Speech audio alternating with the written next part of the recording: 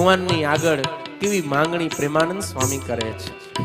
ઓ દાસ તમારા દાસનો મને રાખો નાથ જો, દાસ તમારા દાસનો મને રાખો નાથ જો, માગો છો પ્રેમાનંદની વિનંતી રે, પ્રેમાનંદની વિનંતી સાંભળજો શ્યામ જરૂર, એ વર માગો છો પ્રેમાનંદની વિનંતી સાંભળજો શ્યામ જરૂર, એ વર માગો છો. ધર્મ કુંવર શ્રી કૃષ્ણજી તમે ભક્તપતિ ભગવાન, એ વર માગો છો, હે વર માગો છો, હે વર માગો છો. સુરત મુનિ કહે કે હે પ્રતાપસિંહ રાજન, સતાનંદ વિપ્રએ ભગવાન નરનારાયણ દેવની આગળ કોઈ આ લોકના સુખ વૈભવની માંગણી ન કરી, પરંતુ સેવાની માંગણી કરી છે. સતાનંદ વિપ્રના આવા નિષ્કામ વચન સાંભળી ભગવાન નરનારાયણ દેવ ખૂબ પ્રસન્ન થયા ને કહે છે કે હે બ્રહ્મન, તમે ખૂબ સરસ વર માંગ્યો છે, પણ એ તમારી ઈચ્છા અહીં પૂર્ણ નહીં થાય. અત્યારે અમે ધરાતલ ઉપર ઉત્તર કૌશલ દેશમાં ધર્મ ભક્તિ થકી પ્રગટ થઈ અને હરિ એવા નામે પ્રસિદ્ધ છે.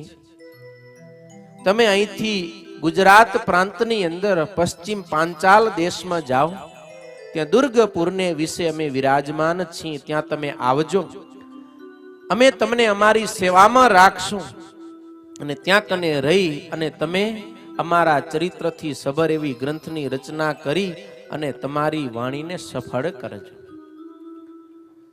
સુરત મુનિ કહે કે હે રાજન, આ રીતે ભગવાન પાસેથી વરદાન મેળવી બદ્રીનારાયણથી નીકળેલા એ સતાનંદ વિપ્ર ચાલતા ચાલતા 2 મહિને ગુજરાત પ્રાંતમાં અમદાવાદ શહેરમાં આવ્યા છે. અને એ સમયે ભગવાન સ્વામિનારાયણ ડભાણને વિશે મોટો યજ્ઞ કરાવતા હતા. અમદાવાદના બધાય બ્રાહ્મણો એ ડભાણ યજ્ઞમાં જતા હતા અને વાતો કરતા હતા કે ભાઈ ચાલો ચાલો આપણે સ્વામિનારાયણના યજ્ઞમાં જઈએ. કેમ?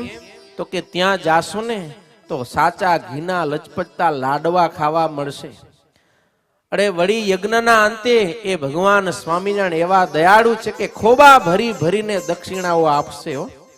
ભગવાન સ્વામિનારાયણ એવી દક્ષિણાઓ આપતા કે બ્રાહ્મણો ઉપાડી ન શક્યો, કારણ કે ત્યારે નોટું નથી કે નનકડી નોટમાં ઘણું આવી જાય, સિક્કા હતા એટલે કેટલા ઉપાડી શકે.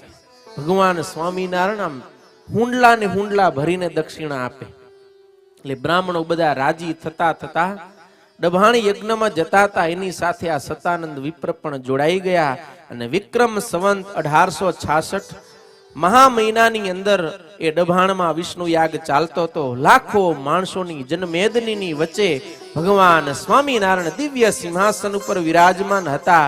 ભગવાન સ્વામિનારાયણે સુંદર પોતાના શ્યામ નવીન મેઘની સમાન શરીર પર સુંદર શણગાર ધારણ કરેલા, માથા પર 3 છોગલા વાળી મનોહર પાઘ અને મંદ મંદ હાસ્ય કરીને પોતાના ભક્તજનોને ઉપદેશ આપતા હતા.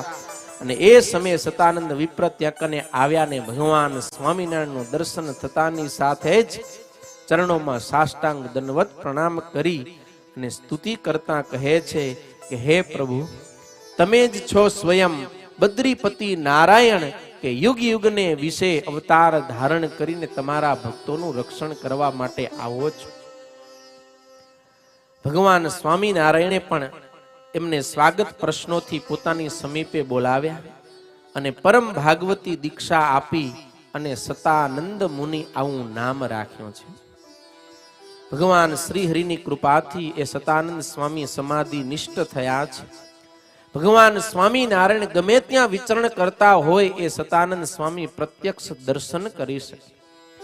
પછી તો સતાનંદ સ્વામીને ભગવાન સ્વામિનારાયણે સમાધિ કરાવી અને પૂર્વનું જ્ઞાન કરાવ્યું ત્યારે ખબર પડી કે હો, હું તો સ્વયં મૈત્રેય મુનિ છું. કોણ છું? મૈત્રેય ઋષિ. એ જ સતાનંદ રૂપે ભગવાન સ્વામિનારાયણના ચરિત્રોનું આલેખન કરવા માટે ભગવાનની સેવામાં પધારેલા.